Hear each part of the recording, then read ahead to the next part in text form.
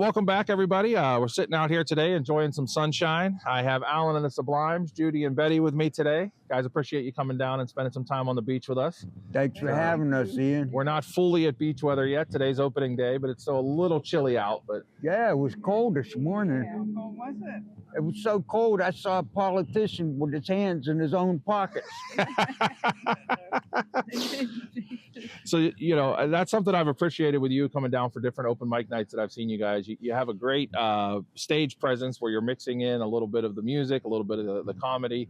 How did you kind of build your act? Like, tell me about Alan and the Sublimes. How did you guys sort of come to be? Well, the way Alan the Sublimes came, I guess it goes back to the beginning of the pandemic. Okay. When the pandemic started and people were shut in, and I noticed that some famous musicians and entertainers that were making on Facebook live videos, like short clips of them playing a piece of music.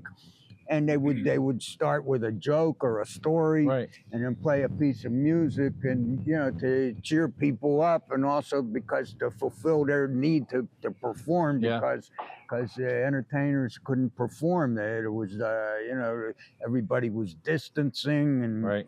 So I thought that would be a fun thing to do, and then plus the company I worked for had to shut down for a time, and.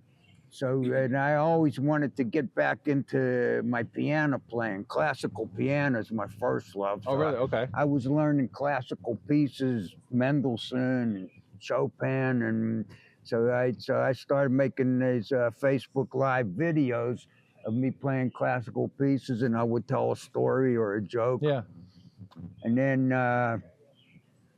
then a woman from a local talent agency, I'm allowed to say the names. Absolutely, yeah. Give her a shout out. Yeah, Jackie Danko Hooper of Sound Advice Entertainment called me one day when I was quarantining because I got the virus. Oh, no, okay. And she said, would you be interested in playing in nursing homes and retirement communities? I said, sure, I used to do that years ago.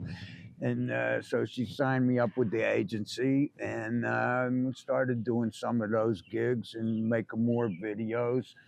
And then and then we learned a lot of songs. So I started doing polka music, pop music, oldies, and bought a digital accordion. Okay. I was into my polka period. I was learning a lot of polkas.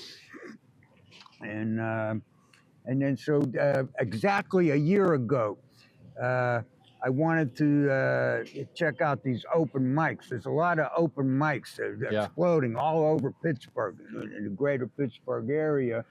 So I went down to this one that down at Mr. Small's theater. Okay. That was it was Memorial Day. Okay. And then they were closed. So I couldn't do it that day. But then I think that same week, a few days later, I came down here to Paradise Island to Tony Source's open mic, and that was our first open mic. Oh, really? That's exactly a year ago, and this week we finally we're doing a full show, which was what we were trying to do. It's nice playing in the nursing homes. Yeah. We enjoy playing for the elderly community, but also, we wanted to see if we could do a show in a nightclub or a place, especially a place like this. So much fun. There's all those kids in there bowling today. It's a family place, and we do a family show.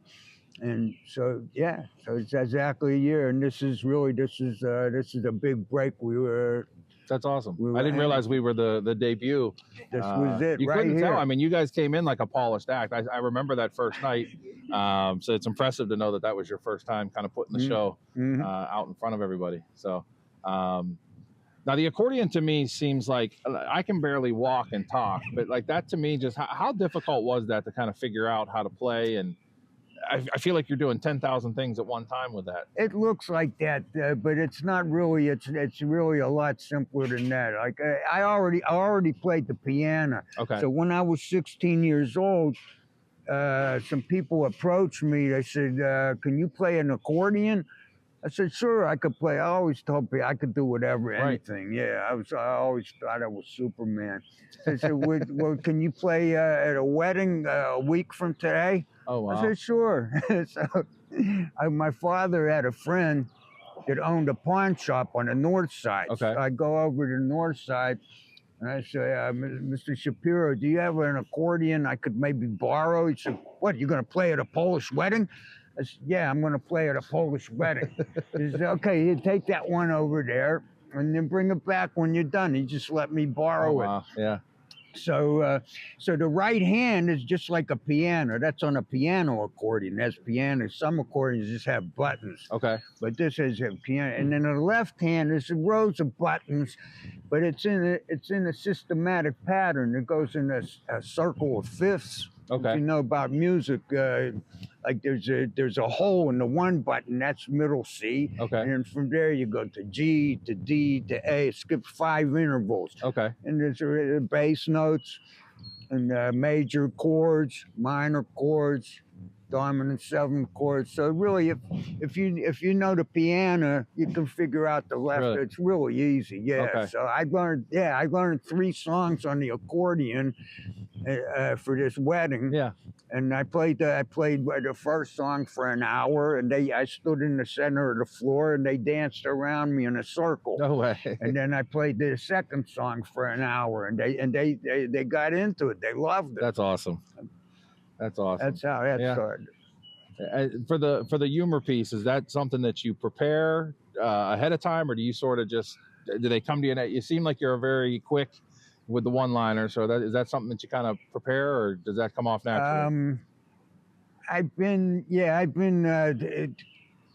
When I have time, I take the time. I write up a set list. Okay. I write up a set list, so I put songs on the left side, and I put jokes on the right side.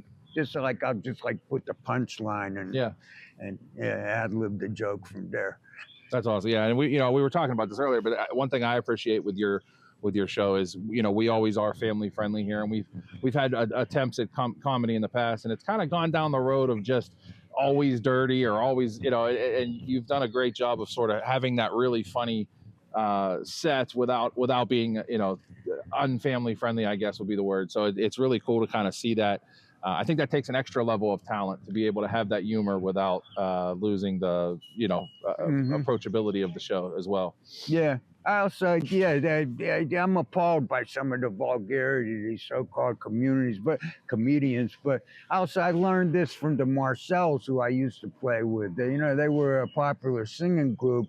They had a big hit called Blue Moon in 1960. It went bomb, bomb, bomb, bomb, bomb, bomb, dang, dang, dang, Blue Moon. So I was their pianist and band leader back in the 1980s. Okay. And we played a lot of supper clubs, and we tried to keep it a family show. And when one of the guys was getting a little blue or risque, so the leader, he would throw his hand behind his back. He would throw like 5 fingers. I mean, $50. Oh, he wow. would fine them. Yeah. So, so we keep everybody in line there. Keep it clean, keep it family oriented and fun. And fun. That's right. The thing that we hear the most about our performances is fun. Right. People say, "Oh, that was so much fun." Yeah, and it's funny because it's not something you expect. But every time, I look around when you're performing at open mics, and everybo's singing, everybody's involved. They sing along. Everybody's paying attention. You always see people sort of walking over and checking what's happening over here.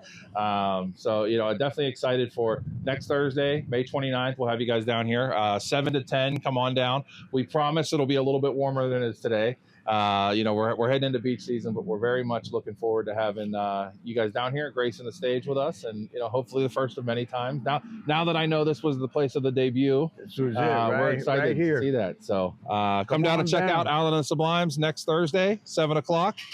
You won't want to miss this show. Definitely one to remember. So I appreciate you guys coming in and freezing on the beach with me a little bit today, and I'm sure you'll heat it up next week. So thanks, Ian. Thank you guys. Appreciate it. All right, we'll see you next week. Thanks, guys.